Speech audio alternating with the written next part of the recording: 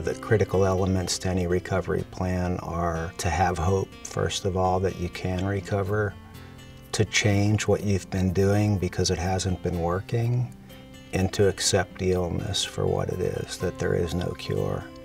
And 50% of people with schizophrenia don't understand that they have an illness. They have to be in a place where they're reasonable enough to understand that something's wrong with them. If your person is not engaging in the system, it doesn't mean that you're doing something wrong.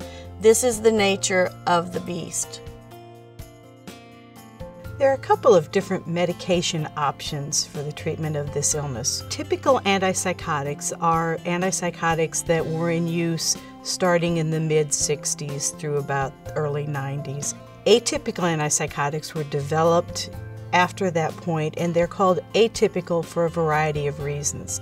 They think they might work on additional neurotransmitters, but they also might have different side effects than the typical antipsychotic medication.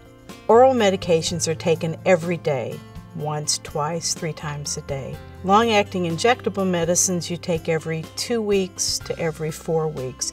They're long-acting, so they hang in your system and are gradually dispensed into your body. Most individuals who are given medication for schizophrenia will need to stay on that medication as long as the medication remains effective. If something has worked well in the past, that's a good sign that it may work again for them now. Similarly, if something has not worked or if there have been bad side effects, that's going to be very important information for the team to know about. Clear and open and concise communication between the patient and the physician regarding medications is incredibly important.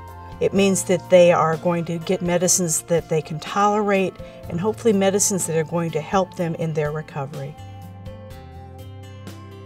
An overall wellness plan should include both mental health and physical health. We see high rates of diabetes, high blood pressure, high cholesterol, being overweight, high rates of smoking. So you want to include things like healthy diet, exercise, getting adequate sleep and rest, and social activities. We all know that to be healthy, you have to eat regularly, you have to sleep regularly, you need to get exercise.